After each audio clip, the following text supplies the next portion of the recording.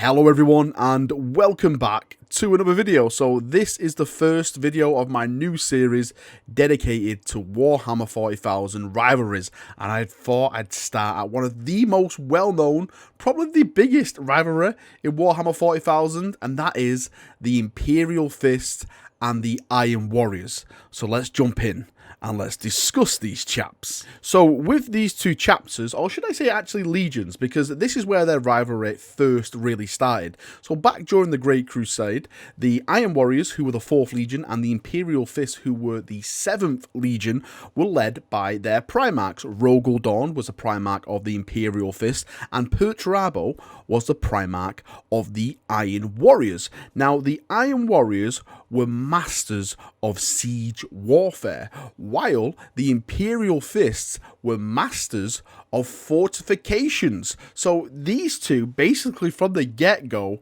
were more or less bound to really have some friction between each other when it came to battlefield tactics and proceeding how best to eliminate and take the war to the enemy. Now, since Primarchs really can't control their emotions, Rogal Dorn and Perturabo had an epic falling out during the Great Crusade. Rogal Dorn was commented to say that Perturabo could not breach anything that his legion built, and Perturabo, being the individual he is, took this 100% personally and forever started to hate the Imperial Fists and everything they did. Now, during the Great Crusade, these two legions were given different tasks. The Iron Warriors were basically given all the dirty campaigns, down in the mud, really taking a slugging, not much glory, while the Imperial Fists were giving the pretty stuff. They were there to make everything okay, and Perturabo once again got absolutely offended by this. His legion never got the honour it deserved. So when Horus finally betrayed the Emperor, it only made sense for Perturabo and his hubris to basically side with Horus and go against the Imperium. And one of the key factors about this, personally, this is from me, is that I think Perturabo wanted to bring his vengeance on Dorn and the Imperial Fist, and he actually got to, I would say, achieve that. Not really achieve that, but he got to take out and use his battle strategies that he has waged all during the Great Crusade actually on the Imperial Fist when it came to the Siege of Terra. Because on Terra, Rogal Dorn made the defences, while Perturabo was the leader of the siege, actually breaking the defences. So these two great strategists, one being a master of defence and one being the master of siege, finally had their battlefield to play each other and to see who would be victor. Now, we don't know the ins and outs of the details when it comes to the Siege of Terra. That series is still being written, but we do know the end game, which is that the Emperor was entombed on the Golden Throne.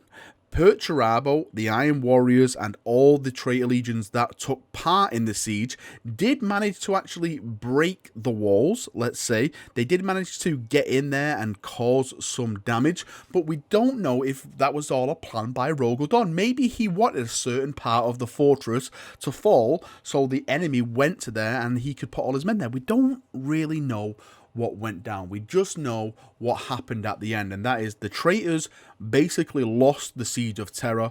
They retreated from Terra, and so began the Scouring. And now with the Scouring again itself, all we know in detail is that the loyalist legions at the time, who eventually became chapters, pushed the traitors back into the Eye of Terror. Now, one of the main conflicts between the Imperial Fists and the Iron Warriors shortly happened after the Siege of Terra.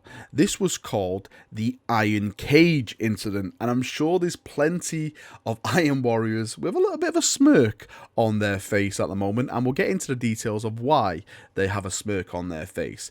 Basically, Perturabo built something called the Eternal Fortress upon the planet of Sebastus IV.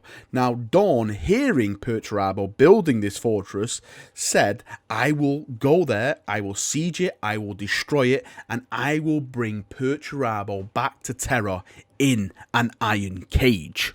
But what Rogal Dorn did not know is that this was all a trap designed by Perturabo for the Imperial Fists to throw themselves upon the fortress, to bleed themselves and utterly destroy themselves as they attacked this fortress. So when the Imperial Fist landed on the planet and began the siege, this is where Perturabo put his plan to work. He basically took parts of his forces and started to move them backwards to entice, to entrap the Imperial Fist into a false sense of victory. So when the Imperial Fist moved forward, then more troops popped up on either side and they were gunned down, massacred, and it was basically one of the worst situations you could find yourself in when you're attacking a fortress. Now, this went on for 3 weeks and 6 days until the Ultramarines, led by Rabuti Gilliman, appeared in the skies and assisted the Imperial Fist and drove off the Iron Warriors. Now, 2 big things happened at this battle. Since the Imperial Fist took a mass amount of casualties, they then began to break their legion up into chapters. The second founding chapters were made, such as the Crimson Fist, the Black Templars, the Excoriators, the Executioners, the Soul Drinkers, all the big chapters that we know today. This is how they were made. Now, from the Iron Warrior side, Perturabo ascended to his demonic princehood because he basically slayed a mass amount of Imperial Fists. He sacrificed their gene seed to the Dark Pantheon. This then made him into a demonic Primarch. He ascended because of this so-called victory. Perturabo retreated back into the warp. He created basically his own fortress world where he now makes mass siege engines of absolute terror, ready to spew them back onto the Imperium and completely crush Terra, finish his job, and see the Imperial Fists finally defeated. That is where he has now been. Hopefully in the future we shall see more of Perturabo, and hopefully we'll see more of Rogal Dorn, because Rogal Dorn, I don't know how long it was after the Iron Cage incident, disappeared. All that was recovered of their Primarch, the Imperial Fist Primarch, was his hand. Nobody or anything like that. So there's still hope out there that Dorn lives. He lives, brothers. Now, these 2 chapters, or should I say the Sons of Dorn and the Sons of Perturabo, haven't always gone against each other. There was one occasion where these 2 warrior gene lineages basically stood together, and it was one of the greatest epic battles. When these 2 people come together, there is not a force in the galaxy that can stop them. And this happened during the Beast Arises series, where there was a massive orc war that threatened the very existence of the Imperium, the Chaos Outpost, and all that kind of stuff throughout the galaxy.